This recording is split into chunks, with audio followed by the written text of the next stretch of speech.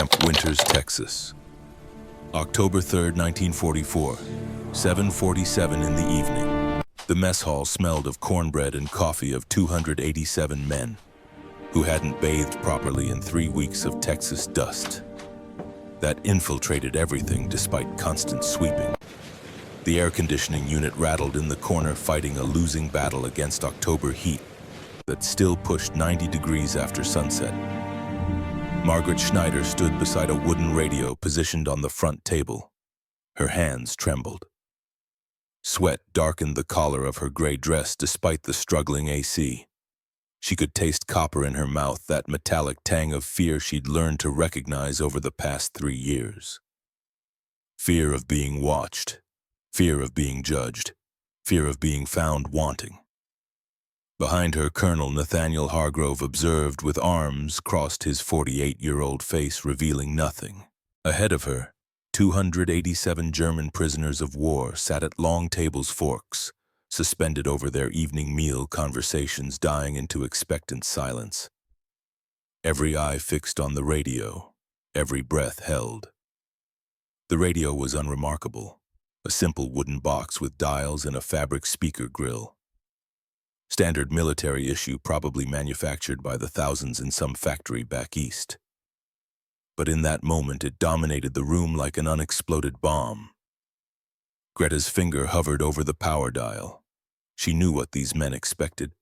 They'd been warned about American propaganda for years, told that Allied broadcasts were sophisticated lies designed to break German morale, to poison minds against the fatherland.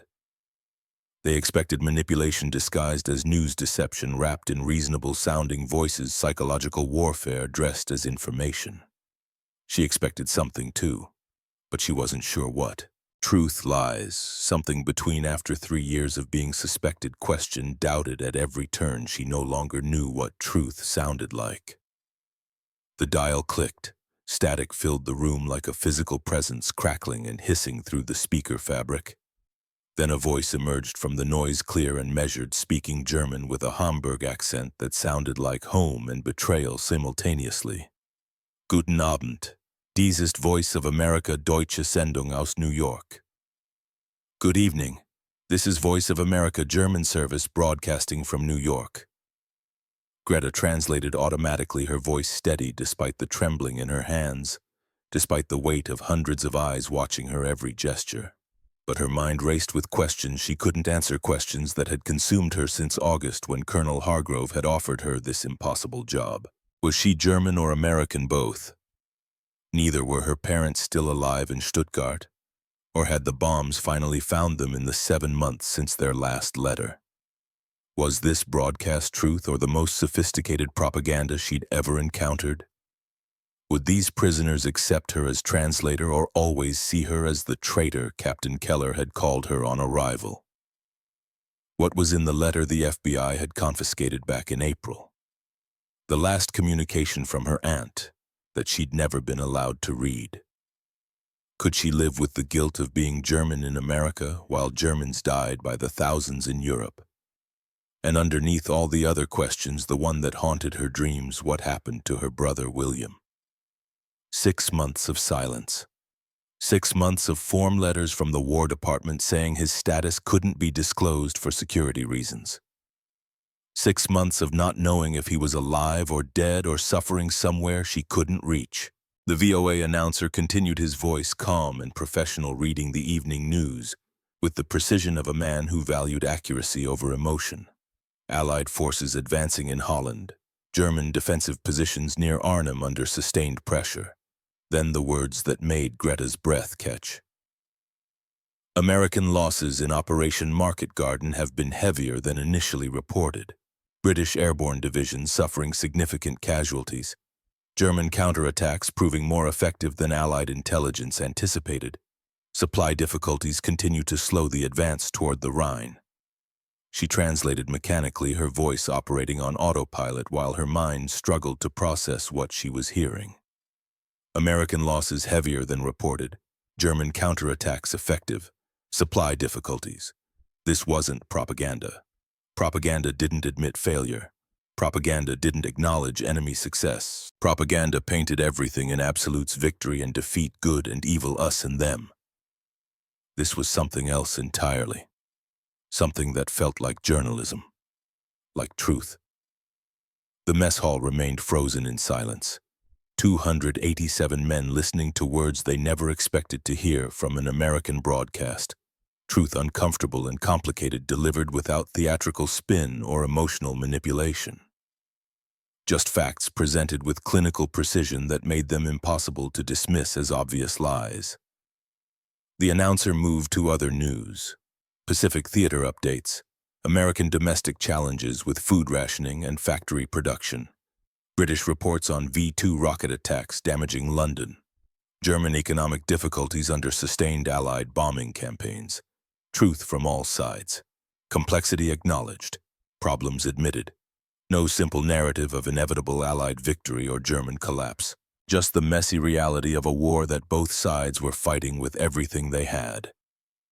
When the broadcast ended 15 minutes later, silence hung in the Texas air like humidity before a thunderstorm. Heavy, oppressive, charged with potential energy waiting to explode. Greta stood perfectly still, hand resting on the radio dial, not daring to turn around and face Colonel Hargrove's judgment or look ahead at the prisoners' reactions. In that moment of suspension, she existed in a space between worlds, belonging to neither, accepted by none, carrying questions that had no answers. Then conversation erupted. German voices arguing, questioning, denying, wondering. The sound crashed over her like a physical wave, and she felt herself drowning in the realization that she'd just participated in something that might transform everything, or destroy everything. She didn't know which yet, but she knew with certainty, born of 3 years living under suspicion, that nothing would be the same after this moment. 3 years earlier, Margaret Schneider had been someone else entirely. In the autumn of 1941, before Pearl Harbor turned the world upside down, she'd been Greta to everyone who knew her. Not Margaret. Never Margaret. Greta Schneider, beloved German teacher at Austin High School, daughter of Joseph and Anna Schneider, who ran the finest bakery in Travis County, proud German-American who taught teenagers about Goethe and Schiller, and the rich cultural heritage that flowed through her veins like music. She'd loved her life with an intensity that seemed naive in retrospect. Loved standing before 25 students, watching their faces light up when they finally grasped German grammar's elegant logic. Loved Sunday dinners at her parents' house, where the smell of fresh-baked bread mixed with her mother's perfect sauerbraten. Loved her father's stories about the Rhineland he'd left behind in 1920. Loved her brother William's terrible jokes and worse singing voice. She'd been content. Safe. Thoroughly, completely American. Then December 7th arrived with news that shattered everything. The first brick came through the bakery window at 2 in the morning. Greta had been sleeping when the phone rang, her father's voice shaking as he described the shattered glass, the note wrapped around the brick in crude handwriting. Go back to Hitler, Nazi lovers. By morning, 3 more windows had been broken. By afternoon, customers who'd bought bread from the Schneiders for 20 years crossed the street to avoid walking past the shop. By evening, the FBI arrived to ask questions about loyalty, allegiance, and whether the Schneiders had any contact with family still in Germany. They had. Letters arrived monthly from Stuttgart from Anna's sister Margaret and her family, cheerful notes about daily life and shared memories and love, sent across an ocean that was rapidly becoming an unbridgeable divide. The FBI confiscated every letter, took them as evidence of potential espionage, potential disloyalty, potential treason.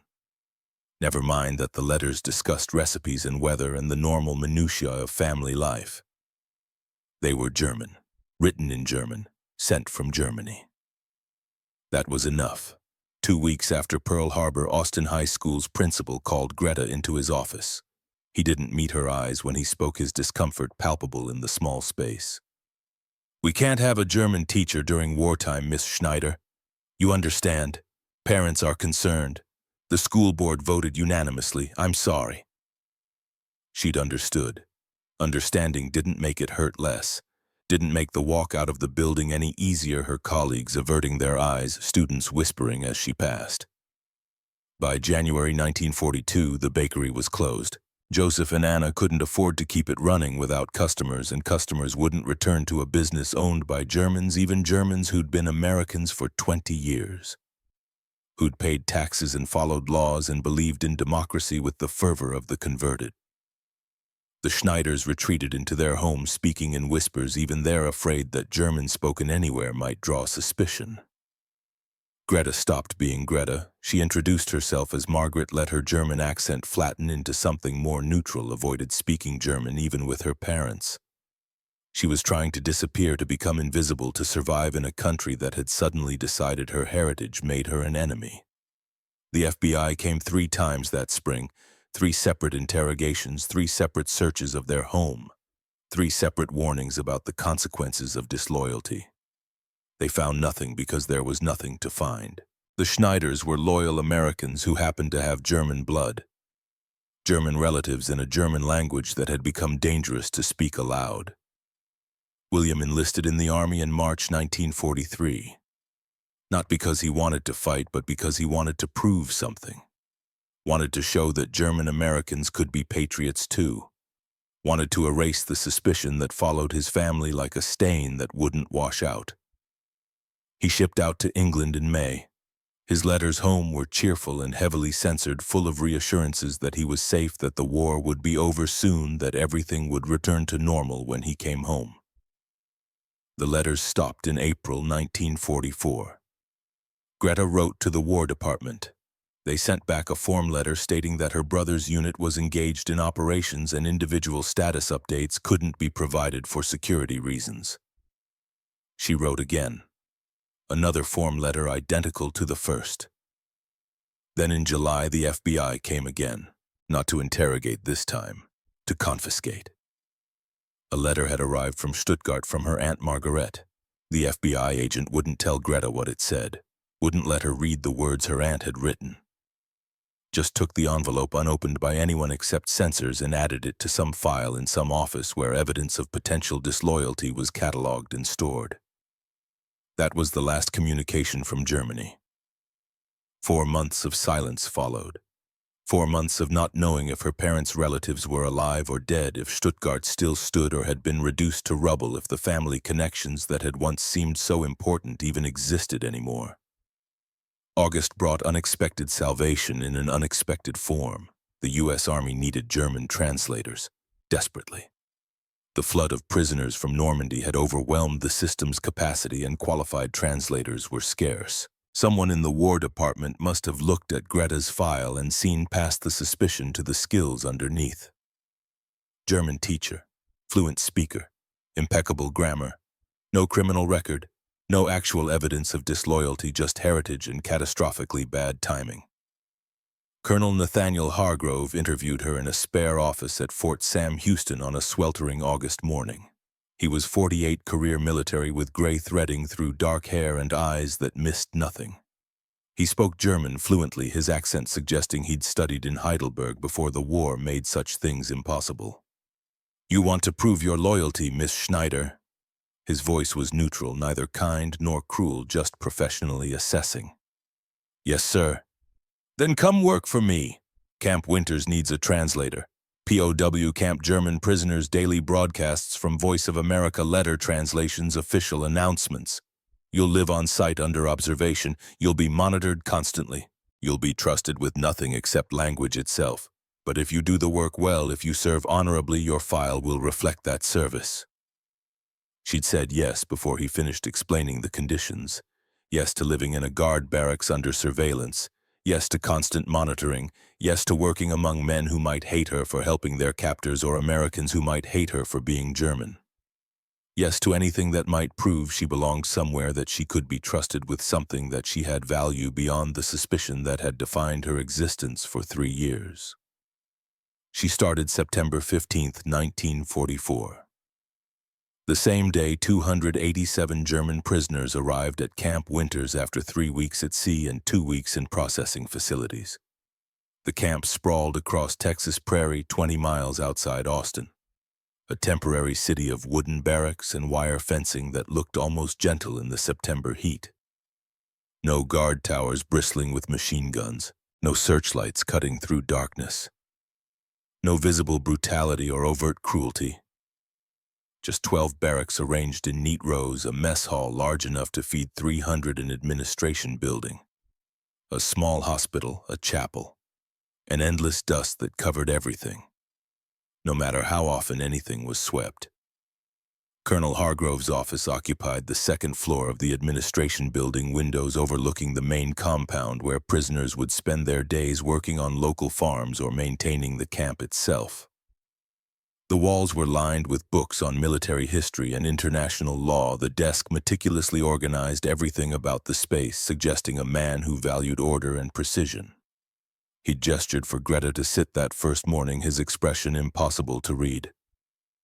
"You'll translate Voice of America broadcasts every evening at 19:30 hours. You'll process all incoming and outgoing mail, translating as needed, but never editorializing or adding personal interpretation. You'll assist with camp announcements and official instructions. You'll teach basic English to any prisoners who request it, and basic German to any guards who need it for their duties." He'd paused, studying her face with those assessing eyes. "You will not express political opinions about the war or its conduct. You will not discuss your personal views on Germany, America, or any related topics. You will translate accurately and completely without adding your own interpretations or judgments. Do you understand these restrictions?" "Yes, sir." "You're here to prove loyalty through service, Miss Schneider. Service means fidelity to accuracy, not to ideology. You translate what is said, not what you wish was said or what you think should be said. Truth is more important than comfort. Remember that."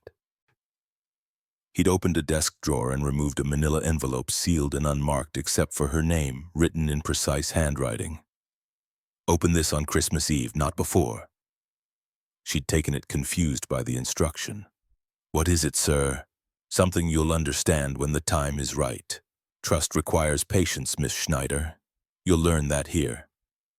The envelope sat in her desk drawer, now 3 months away from revelation. One more question added to the pile of unanswered questions that defined her existence. Sergeant Ellis Buchanan had shown her to her quarters that first afternoon. He was 32, a high school teacher from Houston before the war, with kind eyes and a gentle manner that seemed incongruous with military uniform.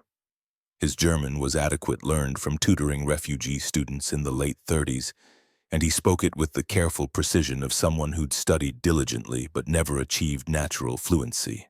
"Colonel Hargrove is fair," Buchanan had said as they walked across the compound in brutal afternoon heat. "Strict about regulations, inflexible about Geneva Convention protocols, but genuinely fair. He treats prisoners like human beings and expects them to act like human beings in return. Most do. Some don't, but that's human nature. What happens to the ones who don't? Solitary confinement for serious infractions. Loss of privileges for minor ones. Standard disciplinary measures, nothing cruel or unusual. Hargrove won't tolerate cruelty from guards or prisoners. He believes civilization requires that standard even in wartime." Her quarters were Spartan but adequate. A small room in the guards' barracks, single bed with thin mattress, wooden desk and chair. Tiny closet window overlooking the mess hall. The walls were bare, painted institutional beige, offering no comfort but no particular discomfort either. Buchanan had lingered in the doorway, something thoughtful in his expression. "My father was in the last war," he'd said quietly. "Came home with stories about German prisoners working on Texas farms during 1918. Said they were treated decently, worked hard, and some of them stayed after the war ended.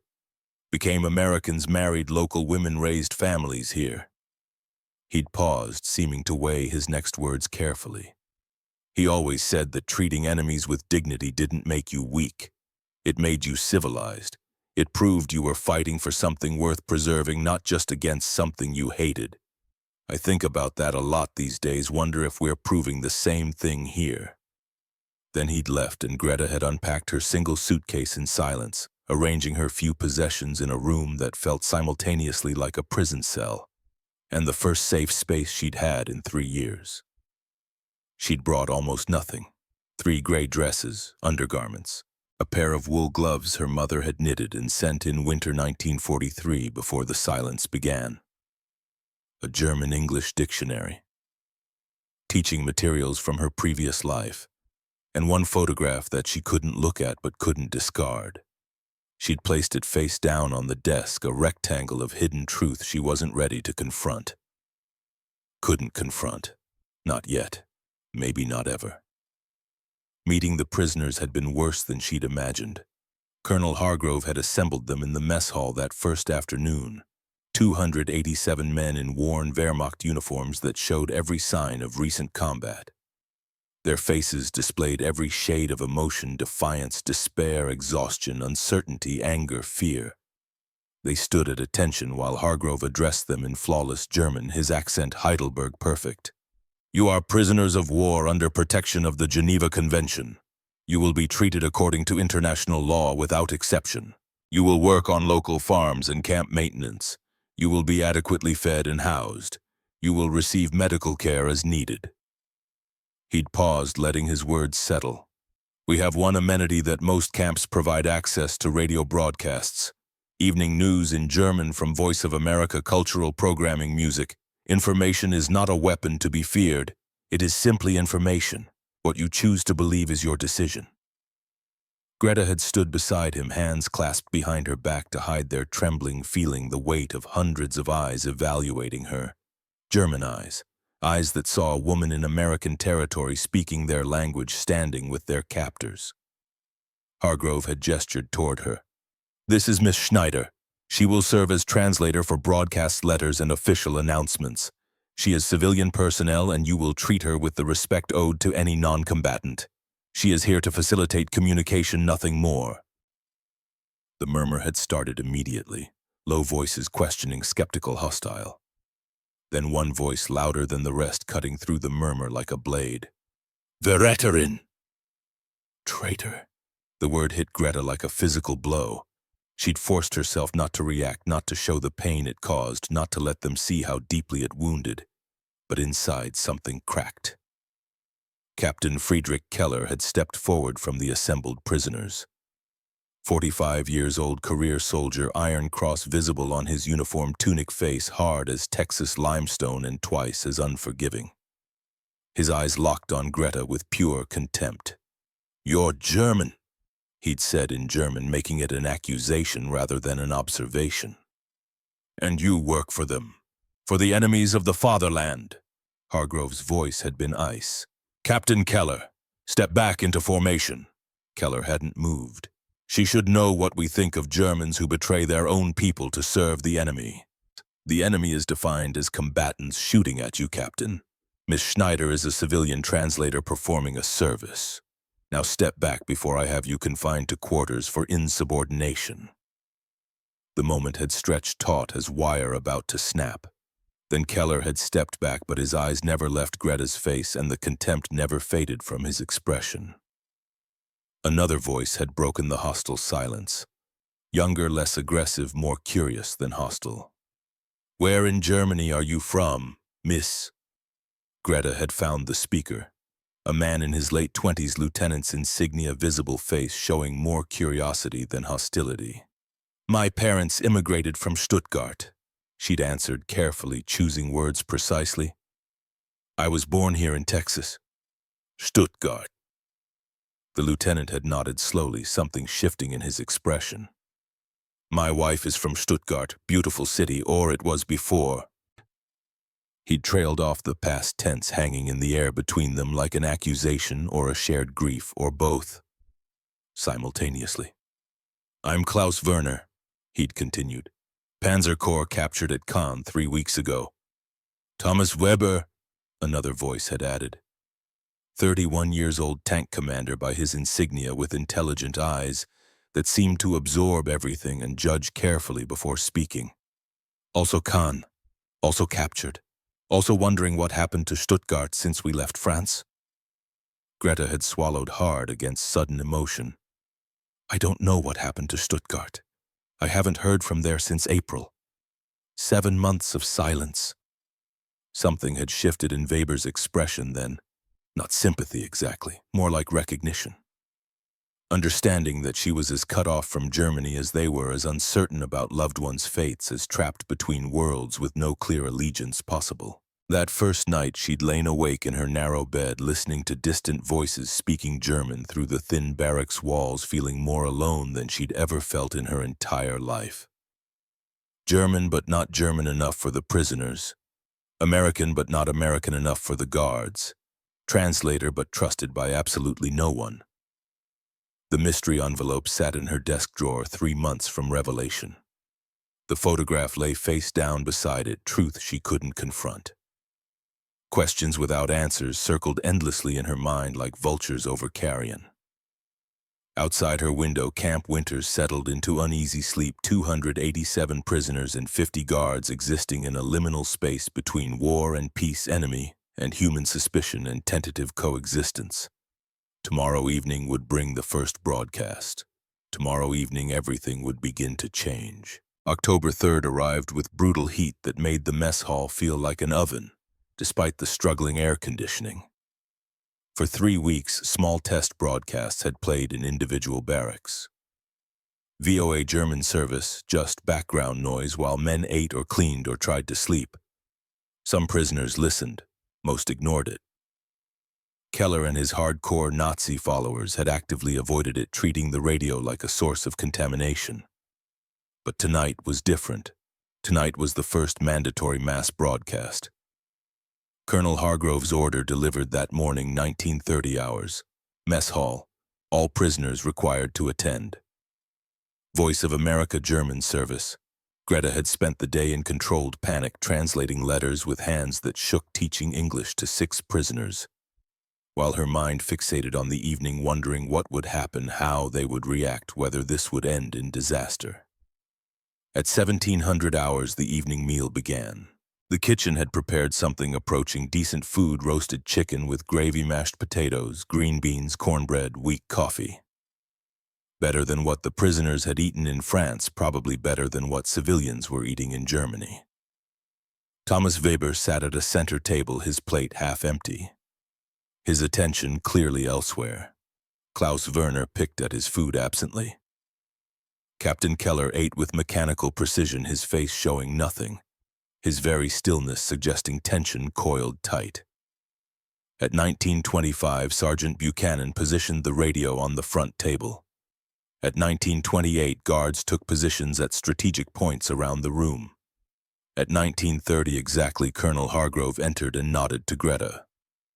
Her hands shook as she turned on the radio, static, then that Hamburg accent clear and professional. Guten Abend, dies ist Voice of America. And the transformation began. When the broadcast ended 15 minutes later, when silence crashed over the mess hall like a wave, Greta knew with absolute certainty that she had just participated in something that would change everything. The arguments started immediately. German voices raised in debate, in denial, in questioning. Guards watched carefully but didn't intervene. Hargrove observed from the back of the room, his expression unreadable. And Greta stood beside the silent radio, belonging to neither world, accepted by neither side, wondering if she'd just helped plant seeds of transformation or simply created new reasons for people to hate her. Tomorrow there would be another broadcast, and another, and another. 3 months until Christmas Eve, when she could open Hargrove's envelope and learn what mystery it contained. 7 months since her parents' last letter.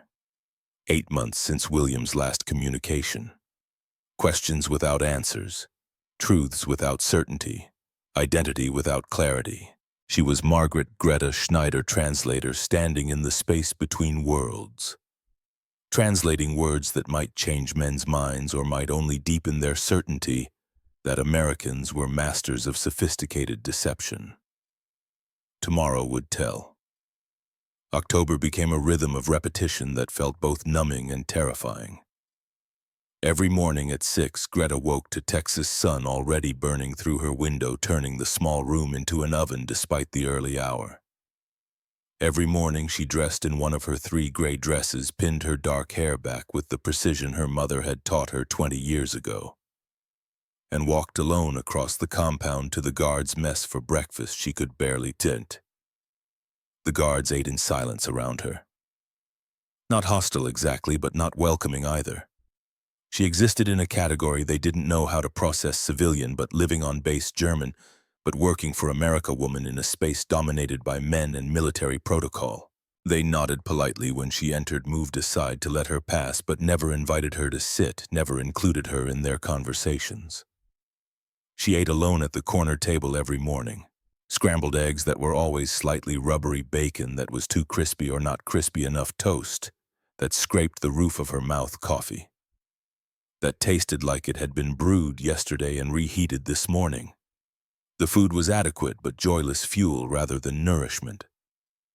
By 8, she was at her desk in the small office adjacent to Hargrove's, translating letters. The letters arrived in canvas bags pre-sorted by camp censors who read every word before they reached her. Outgoing letters from prisoners to families in Germany, incoming letters from Germany to prisoners. She translated mechanically, converting German longing into English bureaucracy, trying not to feel the weight of other people's grief embedded in every carefully chosen word. A 19-year-old farm boy from Bavaria writing to his mother, "Tell father the Americans give us more food than we had in France. Strange to say, but true. I think of home every night, of your potato soup, of sleeping in my own bed. Tell everyone I am safe." An artillery sergeant writing to his wife, "I don't know when I will see you again. The war feels endless from here, but I am alive and that must be enough for now."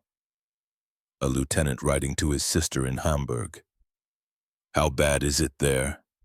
The American broadcasts say the city has been bombed repeatedly. I pray you are safe. I pray our parents are safe. I pray this war ends before there is nothing left to come home to." That last one had made Greta's hands freeze over the typewriter keys. Hamburg, bombed repeatedly. Like Stuttgart, probably. Like every German city that housed industry or infrastructure or simply existed in the path of Allied strategy. Were her parents safe, or were they already gone, buried under rubble while she sat in Texas translating other people's desperate hopes? She'd finished the translation with shaking fingers, filed it in the appropriate folder, and immediately started the next letter to avoid thinking about questions that had no answers. By noon, the morning's letters were complete. Lunch was a silent affair in the guards' mess, Sergeant Buchanan sometimes sitting across from her. Sometimes not, his presence a kindness that required no acknowledgement. Afternoons brought English lessons in a small classroom that had probably been a storage room before the camp opened. 6 prisoners had requested instruction. Klaus Werner, whose eagerness suggested he was already imagining a future in America. 2 young infantrymen barely out of their teens. A cook who thought English might help him find work after repatriation. A mechanic who wanted to read American technical manuals. And occasionally Thomas Weber, whose English was already quite good but who seemed to attend more for the company than the instruction. Greta taught them basic grammar, common phrases, pronunciation that felt clumsy in German mouths. She corrected, gently praised small victories, tried to create a space where learning felt safe, rather than like another form of indoctrination. But the evenings defined everything. At 19:30 every night, the mess hall filled with 287 prisoners. And Greta stood beside the wooden radio that was becoming the gravitational center of their universe. Every night she translated Voice of America German service into a silence that evolved from hostile to skeptical to genuinely attentive. VOA didn't lie. That became undeniable as October progressed. When they reported Allied advances, those advances were confirmed by American newspapers, the guards read by work details who overheard civilian conversations, by the simple fact that more German prisoners arrived weekly from France and Belgium and Holland. When they reported Allied setbacks, those setbacks appeared in American papers too. The slow grinding advance through France that cost more lives than optimistic predictions had suggested. The supply problems that stretched logistics to breaking point. The German defensive positions that held longer than Allied intelligence had expected. When they reported German military successes, they did so without shame or qualification. Effective counterattacks, defensive strategies that delayed Allied advances, the stubborn competence of Wehrmacht units that refused to collapse despite overwhelming material disadvantage. The truth was complicated, messy, uncomfortable for everyone. Neither side perfect, neither side purely evil, both locked in a struggle that consumed lives with industrial efficiency. And that complexity more than anything convinced men who'd been fed simple certainties all their lives that perhaps this wasn't propaganda disguised as news. The first real conversation with Thomas Weber happened on October 11th after the evening broadcast had concluded and prisoners were filing back to barracks. Greta was wrapping the radio's electrical cord when Weber approached his small notebook tucked under one arm. His face showed the careful neutrality of a man who'd learned not to reveal too much in uncertain situations. "Miss Schneider." His voice was polite, precisely calibrated. She looked up, immediately wary. "Herr Weber." He gestured to the nearest table. "May I speak with you briefly? I have a question." Every guard in the room was watching. Sergeant Buchanan stood near the exit, posture relaxed, but attention clearly focused on this interaction. Colonel Hargrove observed from his position at the back, face revealing nothing. Greta nodded and sat. Weber settled across from her, the notebook positioned between them like a demilitarized zone. "I need to ask you something." He began choosing words with visible care. "I may not be able to answer." "I understand, but I need to ask anyway." He paused. "Why do you work for them?" "For the Americans." The question hit like a fist to the solar plexus. Greta felt her face flush hot, felt anger and shame and defensiveness all tangling together into something she couldn't quite name or control. "Why did you fight for yours?" The words came out sharper than she'd intended, edges visible. Weber didn't flinch. Instead, something shifted in his expression. Not quite a smile, but an acknowledgement. Respect, maybe. "Fair question," he admitted quietly. "I fought because I was conscripted, because everyone I knew was fighting, because the alternative was execution for desertion or cowardice." He paused, considering his next words. "And because I believed for a long time that we were defending the fatherland, that our cause was just. And now I'm not certain what I believe anymore. The ground keeps shifting under my feet." Silence stretched between them, charged with questions neither could safely ask. Buchanan shifted position near the exit but didn't intervene. The other guards watched carefully, hands resting near weapons they probably wouldn't need but couldn't afford to ignore. "I work here," Greta said finally, quietly, "because it's the only way to prove I'm loyal. Because my family has been under suspicion since Pearl Harbor. Because I was fired from my teaching position, because my parents' bakery was destroyed by people who used to be customers, because the FBI has interrogated us 3 times, looking for evidence of treason they'll never find." She took a breath, steadying herself. "I work here because translating seemed like service that might matter. Because maybe if I serve honorably, people will stop assuming I'm the enemy just because my parents speak German." Weber absorbed this, his face showing the concentration of someone processing new information that contradicted previous assumptions. "Do you believe VOA tells the truth?" "I don't know what I believe. I only know they report things I wouldn't expect propaganda to report. They admit American failures. They acknowledge German successes. That doesn't match what propaganda is supposed to sound like." Weber opened his notebook, showed her pages of neat handwriting in German script. Columns and comparisons, dates and claims, a methodical accounting that spoke to an analytical mind. "I've been documenting everything," he explained. "What VOA reports now versus what German radio told us before capture. About battles we participated in directly, about situations we witnessed with our own eyes. And what have you found? VOA has been accurate approximately 90% of the time. Specific details, casualty figures, tactical outcomes. When I can verify their claims against my own experience, they match." He closed the notebook carefully. German radio, on the other hand, lied consistently. Not about everything, but about enough that I can't trust anything it reported. Greta's throat tightened. My family receives letters from Stuttgart. They say everything is manageable, that they're surviving. VOA says the city has been heavily bombed, that civilian casualties are significant. Perhaps, Weber said with careful gentleness, they tell you everything is manageable because they don't want you to worry. Because they know you can't help them from here. Because what else can they write in letters that censors will read? The possibility hadn't fully occurred to her before. Or rather it had, but she'd pushed it away, unwilling to accept that her parents might be protecting her from truths she couldn't change. Perhaps we're both learning the same lesson, Weber continued, that the people we trusted most were lying to us, for different reasons with different intentions, but lying nonetheless. He stood, tucked the notebook away, offered a slight nod that carried more weight than casual courtesy. Thank you for your honesty, Miss Schneider. It's rare these days. After he left, Greta sat alone at the table for several minutes, Buchanan waiting patiently by the exit, questions multiplying in her mind faster than answers could form.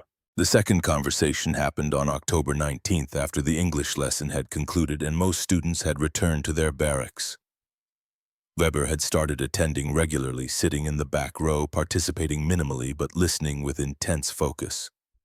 When the others filed out, he lingered, approaching Greta's desk as she gathered teaching materials. Your English is already quite proficient, she observed. You don't really need these lessons. No, I don't, he agreed without pretense. I worked in import-export before conscription, dealt with British and American firms. English was essential. Then why attend? To understand how you think, how you teach, what you choose to emphasize and what you avoid. The honesty was both refreshing and unsettling. Greta set down her materials, giving him her full attention. Last night's VOA broadcast, Weber said, his tone neutral but his eyes sharp. They reported that my Panzer Division was destroyed at Caen. 90% casualties, they claimed. Scattered survivors, unit rendered combat ineffective. Greta remembered. She'd translated those specific words, had watched Weber's face go carefully blank as she spoke them. I was there, he continued. I know it's true. We were obliterated. Allied air superiority, artillery concentrations, coordinated tank assaults. We didn't stand a chance. He moved to the window, looked out at Texas prairie, stretching endlessly toward a horizon that seemed impossibly far from European battlefields. But how do American broadcasters know such specific details? Unit designations, casualty percentages, tactical dispositions, that level of intelligence shouldn't be available to civilian media. Perhaps because they're reporting what military intelligence provides. Perhaps because they have multiple sources inside Germany and occupied territories. Perhaps because they're doing actual investigative journalism instead of inventing convenient fictions. Weber turned back to face her. In Germany, all newspapers published identical stories, same headlines, same phrasing, same government-approved narrative. Here I've seen American newspapers on work details. Different papers report things differently. They argue with each other, contradict each other publicly. And that bothers you. It confuses me. Which system is propaganda? The one where everyone agrees perfectly, or the one where everyone argues constantly? Greta considered the question carefully. Maybe the one that doesn't allow disagreement is the one you should question most. Something shifted in Weber's expression then. A crack in certainty, or maybe an acknowledgement of cracks that had been forming for weeks. You're questioning too, he observed. Not an accusation. An identification of kinship. Every single day. Good. He picked up his notebook from where he'd set it down. My grandmother used to say that certainty is the luxury of the foolish. The wise live with doubt and questions. I never understood what she meant until now. After he left, Greta stood in the empty classroom thinking about certainty and doubt, and the courage required to live between them. By late October, the camp's social geography had crystallized into 3 distinct territories. Captain Keller's faction controlled perhaps 30% of the prisoners. Hardcore true believers who refused to listen to VOA broadcasts, who covered their ears or hummed German marching songs to drown out Greta's translations. They ate together at designated tables, worked together on assigned details, created an island of rigid certainty in a sea of growing doubt. Keller watched Greta with hatred that felt physical.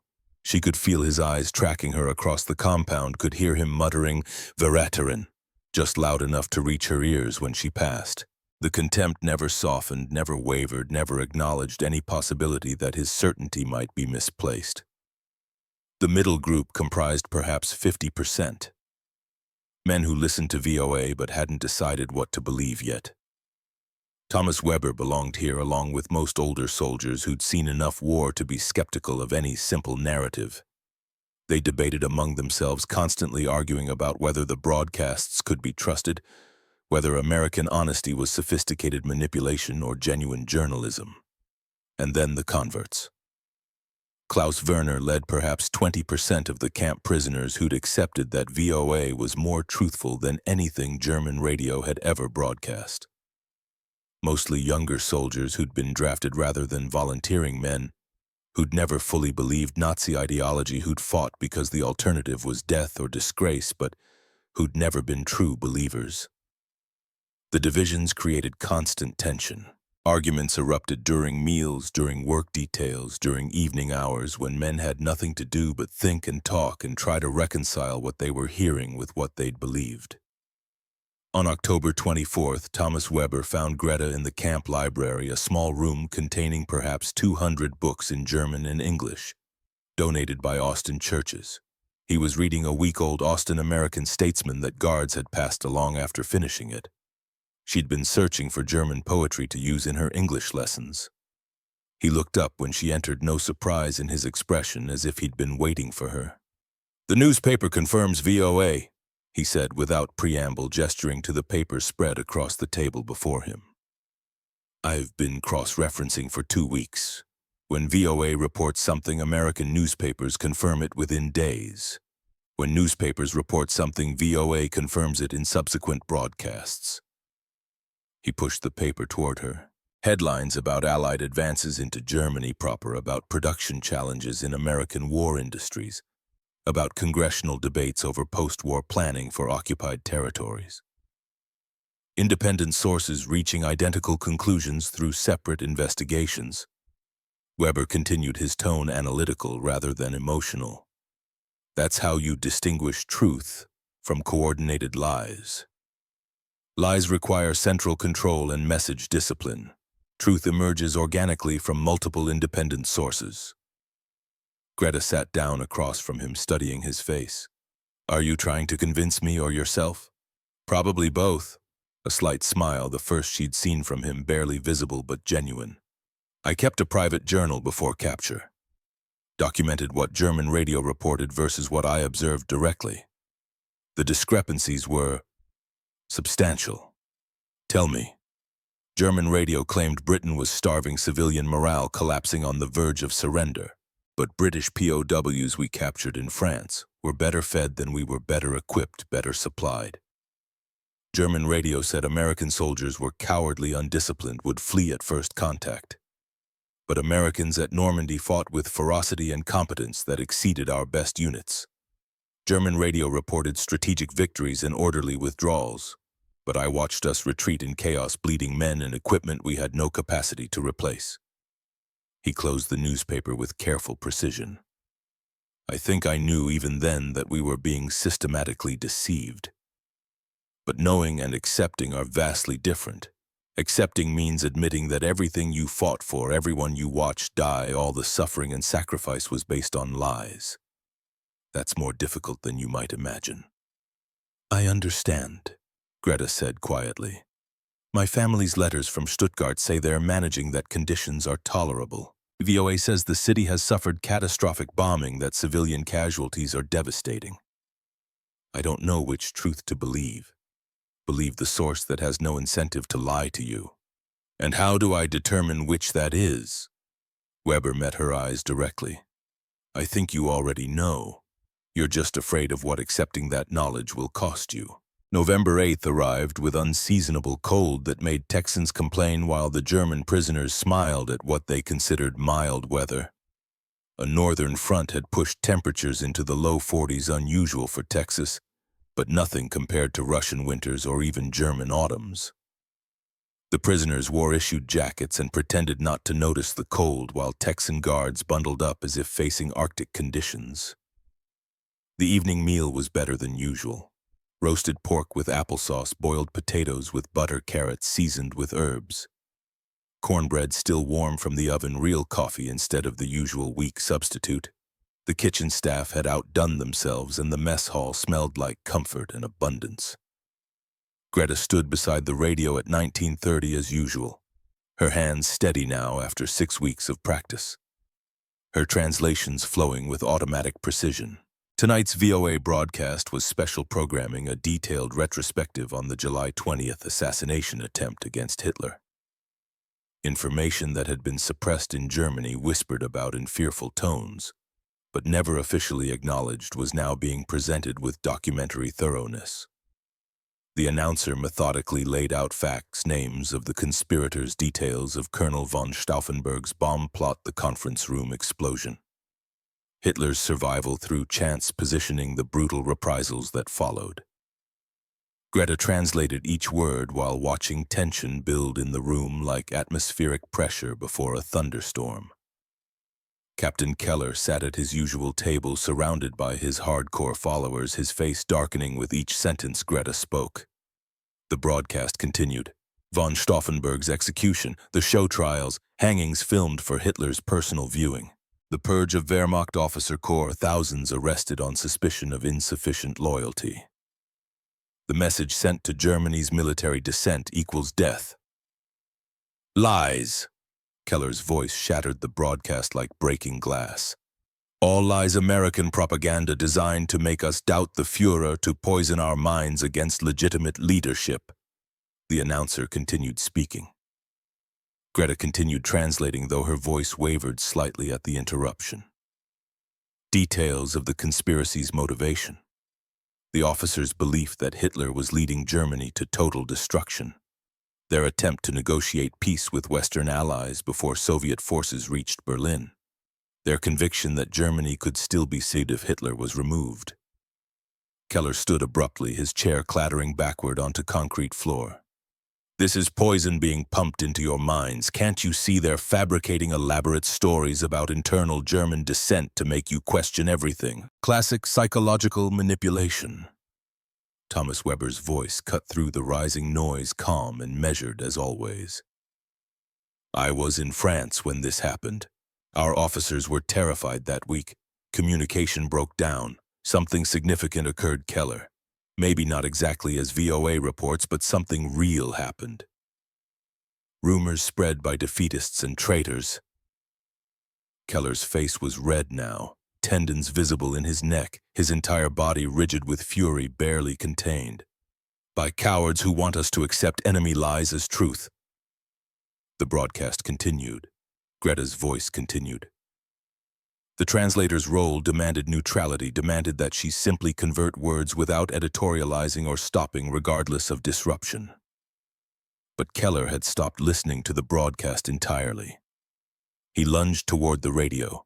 Time fractured into slow motion and impossible speed simultaneously. Keller's hands reaching for the wooden box. Thomas Weber moving to intercept faster than seemed possible. Bodies colliding with audible impact. The table tipping sideways, the radio sliding, then steadied by Weber's quick reflexes. Guards rushed forward, Buchanan reaching Keller first. 2 other soldiers immediately assisting. They grabbed the captain, pulled him away from the overturned furniture, and Keller's voice screaming now in German that needed no translation, words meant to wound as deeply as possible. Your parents are dead. Stuttgart is rubble, your whole family is gone, and you stand there translating American lies that celebrate their destruction. The words hit Greta with physical force. Her vision blurred. Her hands went numb. The mess hall spun slightly as if the room had tilted on its axis. Dead. Rubble. Gone. Colonel Hargrove's voice cut through the chaos like a command that couldn't be questioned. Captain Keller, you are confined to solitary, effective immediately. Remove him from this mess hall. Keller fought as guards dragged him toward the exit, still shouting, his voice growing hoarse. She needs to know the truth. Her precious VOA won't tell her that Stuttgart was destroyed in August, that the people she's helping murdered her own family. The door slammed shut. Silence crashed over the mess hall like a physical weight. Hargrove's voice quieter now, but carrying clearly. The broadcast is concluded for this evening. Return to barracks. Weber, right that table and secure the radio. Miss Schneider. But Greta was already moving, stumbling toward the exit, vision swimming with tears she couldn't control, throat closing around sobs she refused to release in front of 287 pairs of watching eyes. She made it to her quarters, slammed the door, collapsed onto her narrow bed. 7 months since the last letter from Stuttgart. 7 months of silence. 7 months of telling herself that no news might be good news, that mail was simply delayed, that her parents were managing somehow. But Keller's words had given voice to the terror she'd been suppressing since April. Dead. Rubble. Gone. Was it true, or was it cruelty, words chosen specifically to wound her in revenge for her work translating broadcasts he hated? She didn't know, had no way of knowing. The uncertainty was worse than any certain truth could possibly be. A soft knock on her door, gentle, tentative. Miss Schneider, Sergeant Buchanan's voice. May I come in? She couldn't answer, couldn't speak around the grief choking her. The door opened anyway. Buchanan entered quietly, closed it behind him, stood uncertainly in the small space that suddenly felt too confined. Keller was trying to hurt you, he said gently. He may not even know if what he said is true. He was angry, lashing out at the nearest target. But it might be true. Her voice came out, broken, barely recognizable as her own. It might be, or it might not be. 7 months is a long time, but mail from Germany is extremely unreliable right now. Silence doesn't necessarily mean the worst. She sat up slowly, wiped her face with hands that wouldn't stop shaking. How can you possibly know that? Buchanan was quiet for a long moment, choosing words carefully. My brother was at Pearl Harbor, stationed on the USS Arizona. I didn't hear anything for 6 weeks afterward. Didn't know if he'd survived, if he'd drowned, if he'd burned alive when the ship exploded. The not knowing was worse than any certain knowledge would have been. What happened to him? He lived. Had been transferred off the Arizona 2 days before the attack. Pure luck, pure chance. But those 6 weeks before I found out. He shook his head. I understand uncertainty. I understand how it devours you from inside. Greta stared at her hands, at the wool gloves her mother had knitted and sent in 1943, lying on her desk like relics from a previous life. I don't know if I can keep doing this, she whispered. Keep doing what? Translating. Standing there broadcasting news that might be reporting my own family's deaths. How do I keep serving when I don't know if I'm complicit in destroying my own blood? Buchanan pulled the desk chair over, sat down carefully, his kind face showing genuine concern. Can I tell you what I think? She nodded. I think you keep doing it because the work matters. Because those men are learning to question what they've been told their entire lives. Because truth is more important than comfortable ignorance, even when truth is agonizing. Even when truth might destroy everything you hoped was real. He paused, letting his words settle. And I think you keep doing it because stopping won't bring your parents back if they're gone, won't change their fate if they're alive, won't alter anything except your own integrity and the transformation happening in those barracks. What if I can't? What if I'm not strong enough? Then you can't, and that would be understandable. No one could fault you. But I don't think you're the kind of person who stops just because things become difficult. I think you're the kind who keeps going precisely because it's difficult. He stood, moved toward the door, paused with his hand on the knob. Colonel Hargrove wanted me to check on you. He says take tomorrow off if you need it. Rest, process. We can skip tomorrow's broadcast if necessary. You can decide after that whether you want to continue. After he left, Greta lay in darkness, listening to Camp Winters settling into night. Distant German voices, guards changing shifts, wind rattling her window, the the ordinary sounds of a place existing between worlds. On her desk, her mother's gloves, proof of love sent across distance, possibly the last thing her mother would ever make for her. Beside them, the manila envelope. Open Christmas Eve. 6 weeks away, 7 months since her parents' last letter, 7 hours until she had to decide whether she had the courage to continue. Tomorrow, November 9th, would be the first day without a broadcast since October 3rd. Tomorrow she would choose serve truth or protect herself from what truth might reveal. She didn't sleep that night, but by dawn she knew what her choice would be. She didn't sleep that night. As Texas darkness slowly surrendered to pale November dawn, Greta lay on her narrow bed thinking about choices and courage and the difference between the two. At 6, she rose, dressed in one of her gray dresses, pinned her hair with hands that had finally stopped shaking, looked at herself in the small mirror above her wash basin and saw a woman who'd aged a decade in 8 weeks. She walked to Colonel Hargrove's office before breakfast, before the camp fully woke, before she could second-guess the decision she'd made somewhere in the darkest hours of night. Hargrove was already there as she'd known he would be. Career military men didn't sleep late. He looked up when she knocked, gestured for her to enter. "Miss Schneider, Sergeant Buchanan said you should rest today." "I know, sir. I'm not here to rest." He studied her face with those assessing eyes that missed nothing. "What are you here for?" "To say I'll continue. The broadcasts, the translations, all of it. Even knowing that Captain Keller might be right, that you might be translating reports about your own family's destruction. Especially knowing that." Her voice surprised her with its steadiness. "Because stopping won't change what's true. And if VOA has been honest about everything else, then I need to trust them to be honest about Stuttgart too, even if that honesty destroys me." Something shifted in Hargrove's expression. Not quite approval, but recognition. Respect, possibly. "That's courage, Miss Schneider. Real courage, not the performative kind. It doesn't feel like courage, sir. It feels like I don't have any other choice." "Sometimes those are identical." He opened his desk drawer, pulled out a file with the Red Cross logo visible on its cover. "I wasn't going to show you this yet, but given last night's events, I think you should see it now." He pushed the file across his desk. Greta's hands trembled as she opened it.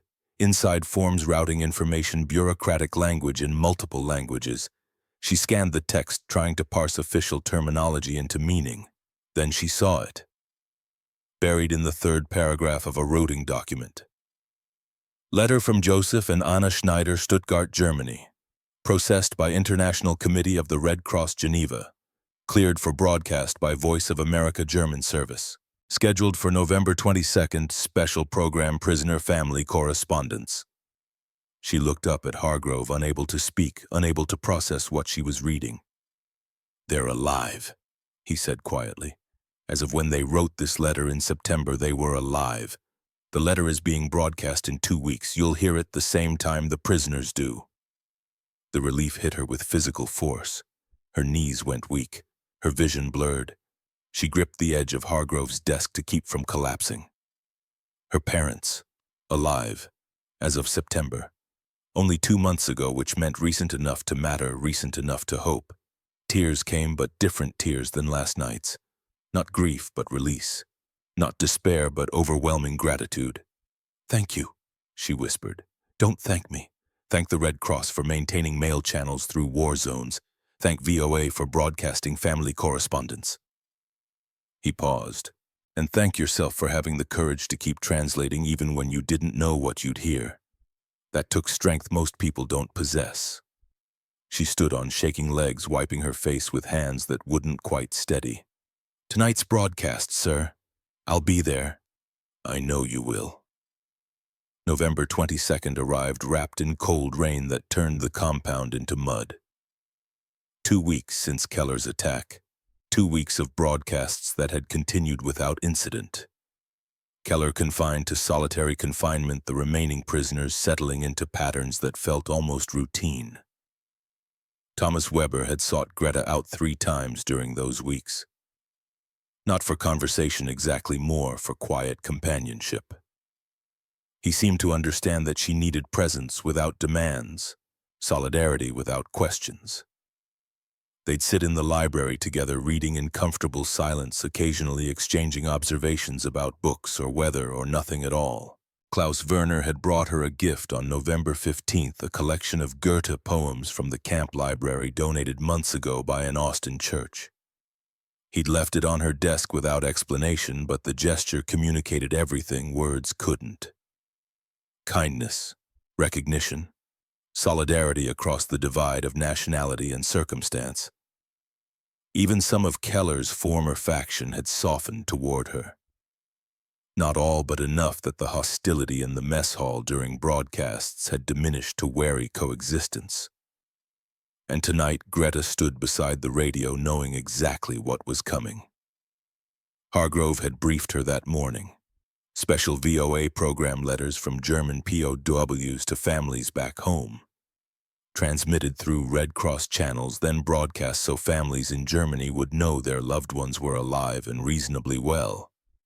15 letters from Camp Winter's prisoners would be read, and the program would include responses letters from Germany that had reached prisoners through the same Red Cross network, including one from Stuttgart. The broadcast began at 1930 with standard news: Allied forces advancing slowly through France against stiffening resistance, Soviet armies pushing westward through Poland, strategic bombing of German industrial targets continuing despite weather challenges. The systematic factual reporting that had become familiar background to their evenings. Then the announcer's voice changed, became warmer, more personal. Tonight we bring you correspondence between German prisoners of war in America and their families in Germany. These letters have been processed through international Red Cross channels and are being broadcast to ensure families know their loved ones are safe. Greta translated, her voice steady despite her hammering heart, despite knowing what was coming. The first letter was read, a young soldier from Munich writing to his mother, reassuring her of his safety, asking about siblings, expressing hope for eventual reunion. The mess hall listened in absolute silence, men hearing their own longing reflected in someone else's words. Second letter, third, fourth, each one a small bridge across the chasm war had created. Then from Thomas Weber, panzer commander captured at Caen, currently interned at Camp Winters, Texas, to his wife Margareta in Stuttgart.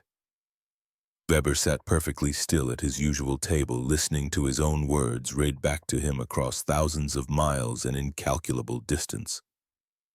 My dearest Margaret, I am safe and treated according to Geneva Convention protocols. I am healthy, adequately fed, engaged in light agricultural labor.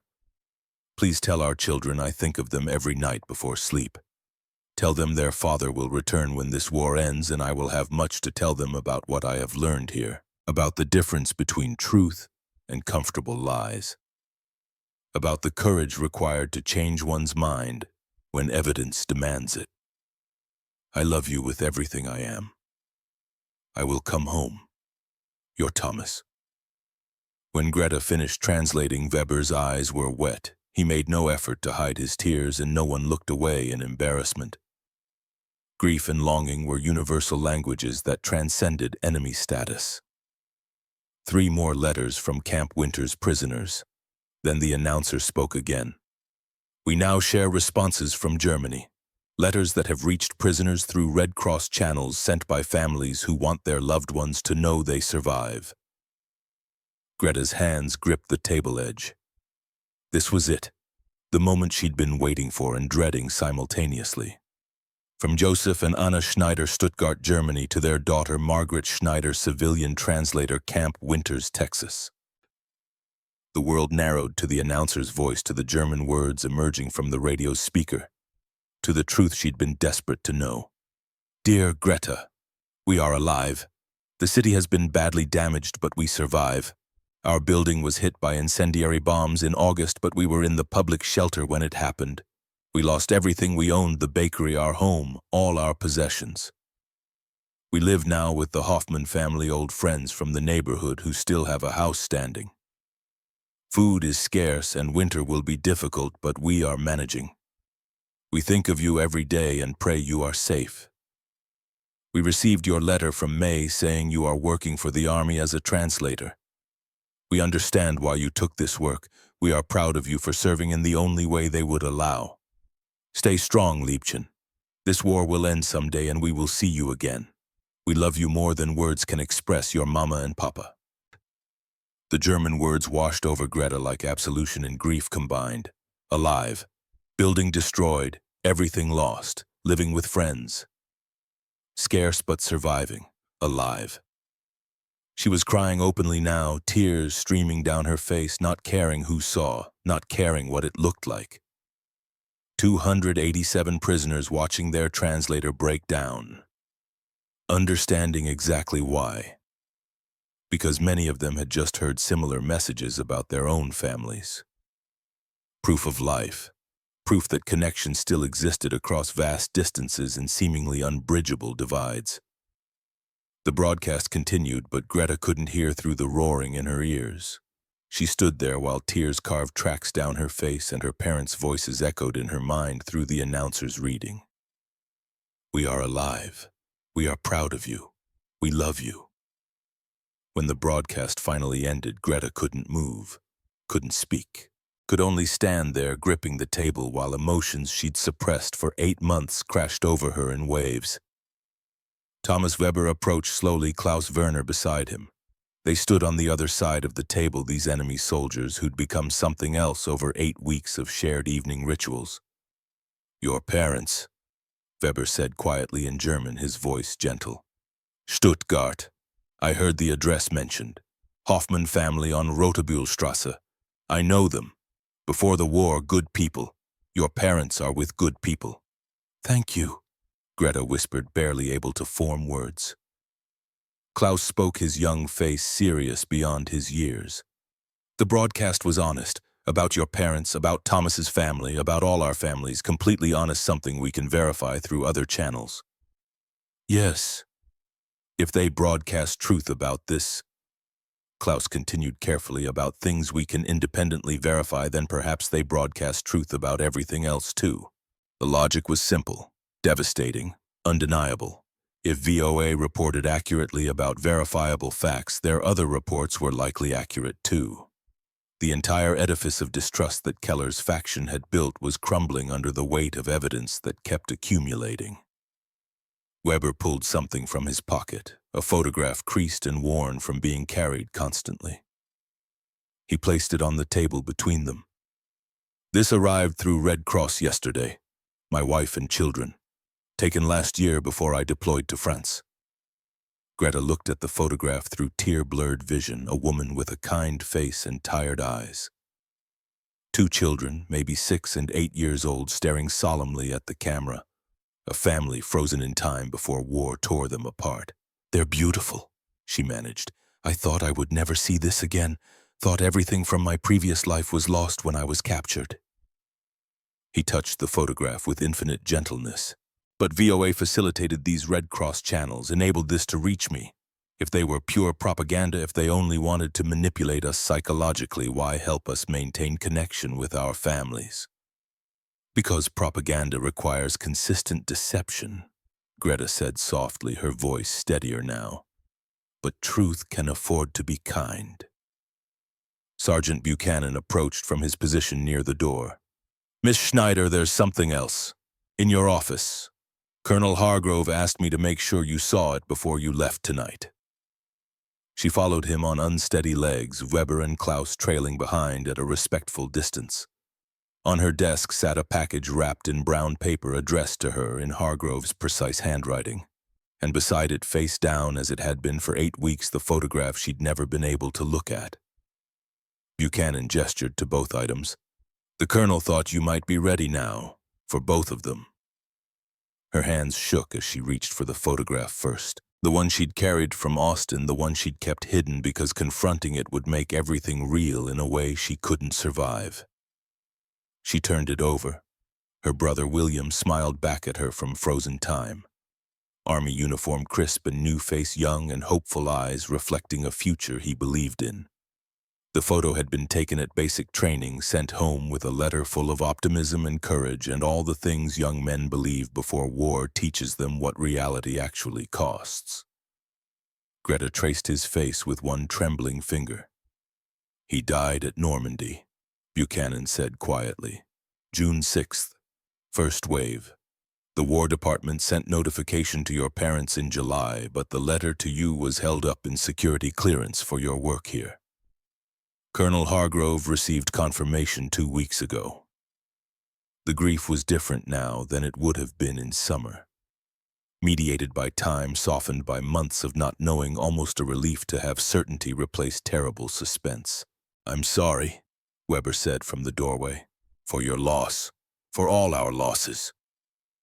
Greta set down the photograph gently, then turned to the wrapped package, inside an envelope. Not sealed, Hargrove had clearly read it before deciding she should have it. The handwriting was William's, the date at the top, April 1944, 2 months before Normandy, 2 months before his death.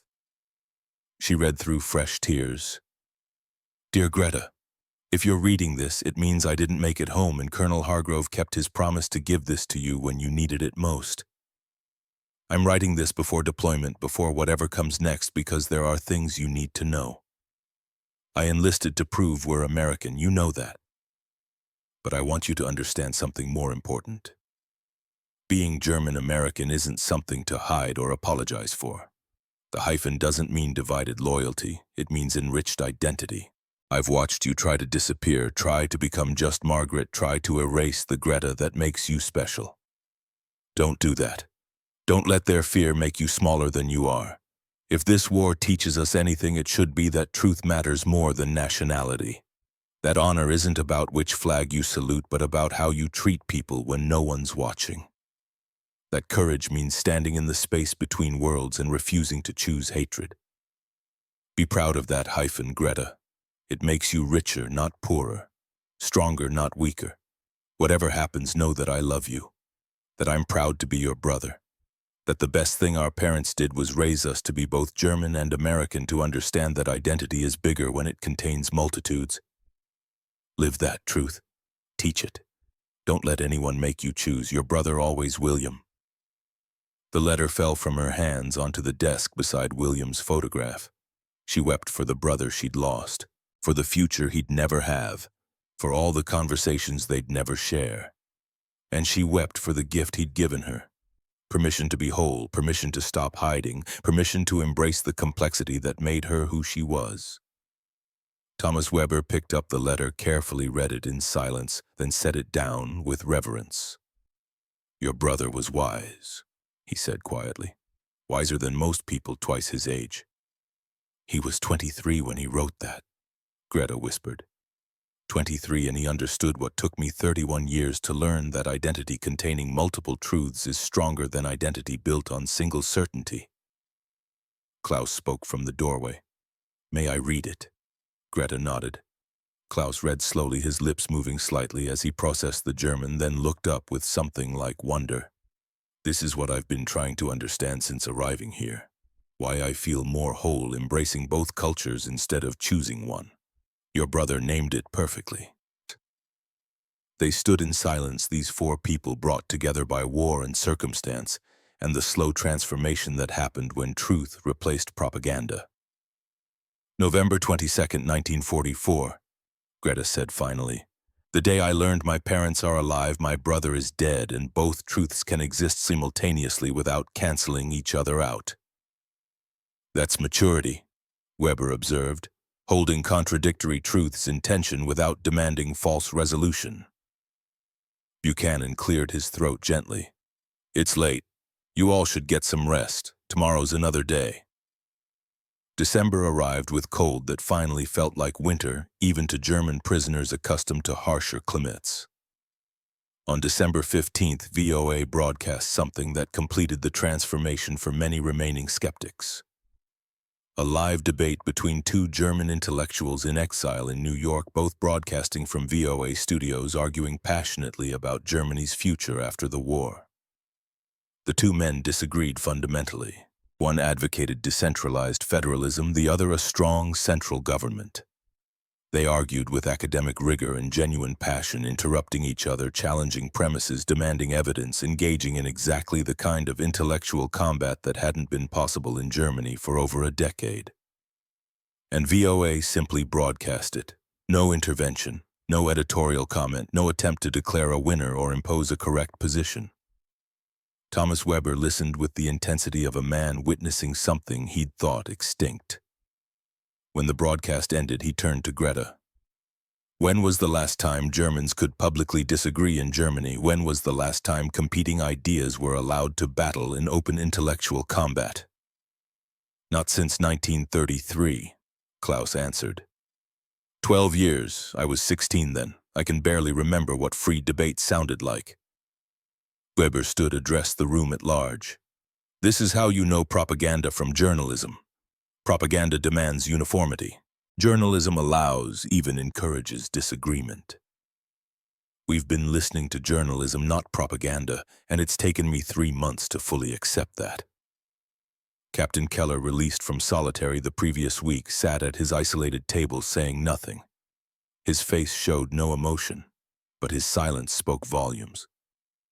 Even he couldn't explain away a broadcast that featured Germans arguing freely without consequence. Christmas Eve arrived with unseasonable warmth, temperatures climbing into the 60s, Texas asserting its refusal to conform to calendar expectations.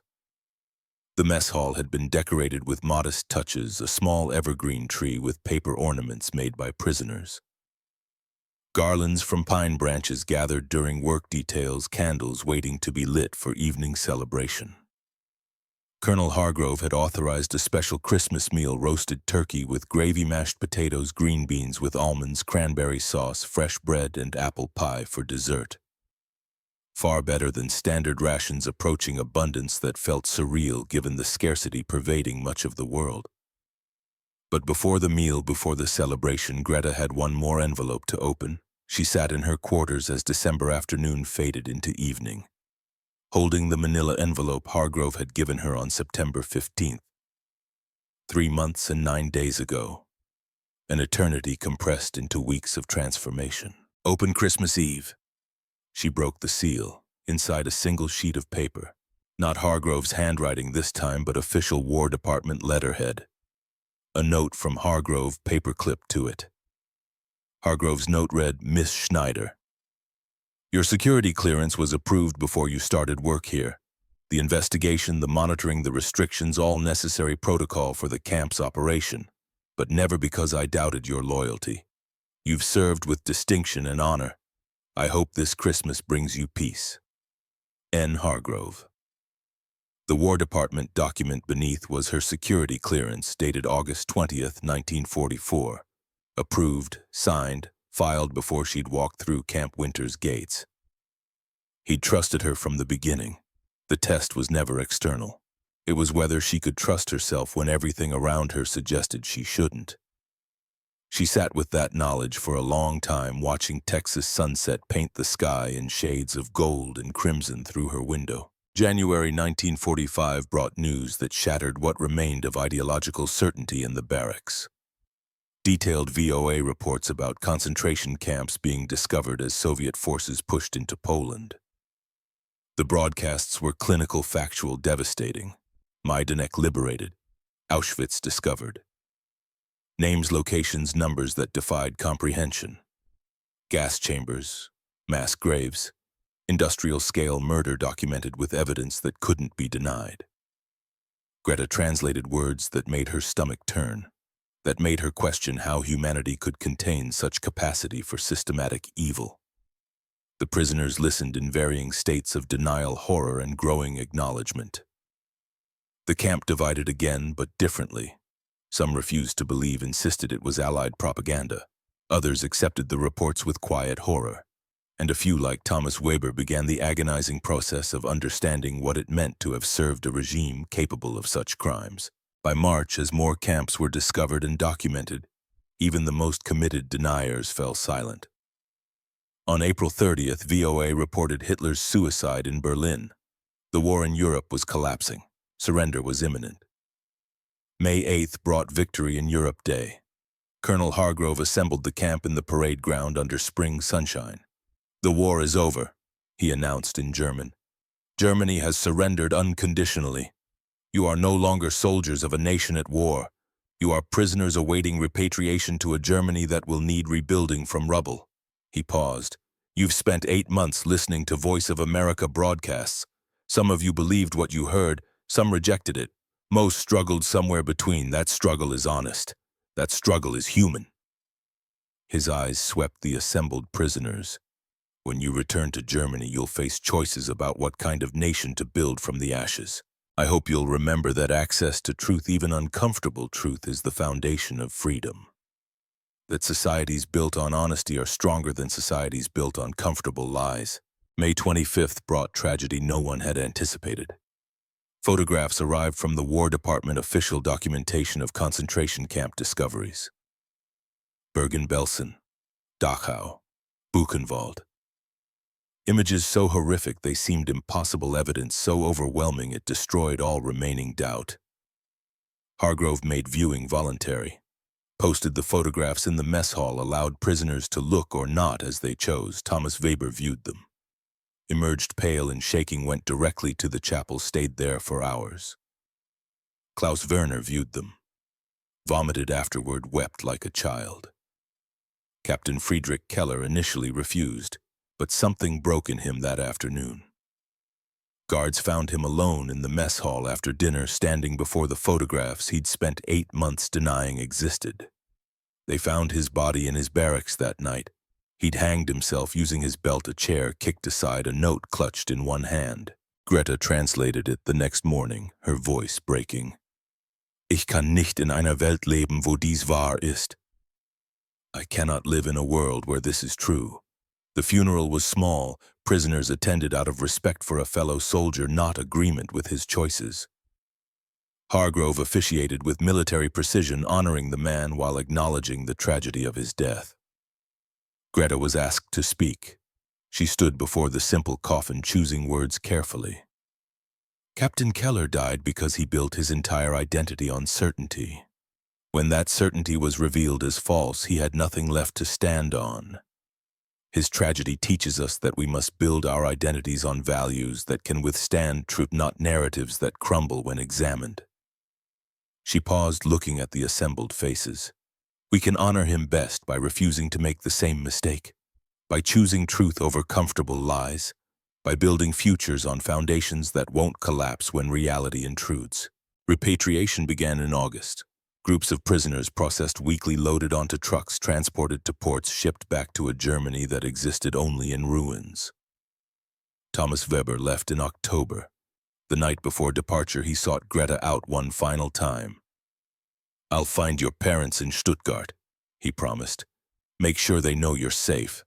Bring word back if I can. You don't have to. Yes, I do. You gave me truth when I needed it. The least I can do is give you peace of mind. He pulled out his worn notebook, the one he'd kept since September. I'm going to become a journalist when I get home. Apply these standards, VOA standards, truth over ideology, facts over propaganda. Germany will need that kind of press to rebuild properly. They shook hands, a gesture that had become natural over months of evening broadcasts and difficult conversations. Klaus Werner stayed. His immigration request approved, he became one of the few prisoners who chose America over return. He moved to Houston, found work teaching German, began building an American life while maintaining the heritage that shaped him. By December 1945, Camp Winters was empty except for staff preparing to close it permanently. Greta's parents arrived in America in December 1946, passage arranged through connections Thomas Weber had facilitated from Germany. He'd found them in Stuttgart, living in the Hoffman's basement, helped them navigate emigration bureaucracy, written letters testifying to their character. The reunion at Austin train station was everything Greta had dreamed of during the dark months of silence. Her father thinner but alive, her mother graying but whole, both of them weeping as they held her, touching her face as if to confirm she was real. Greta, her mother whispered. Our Greta. Not Margaret. Greta. They reopened Schneider's Bakery in 1947. Different location, different building, but the same name. This time the name was pride, not apology. Greta continued working with German-American communities, helping new immigrants navigate the same challenges she'd faced.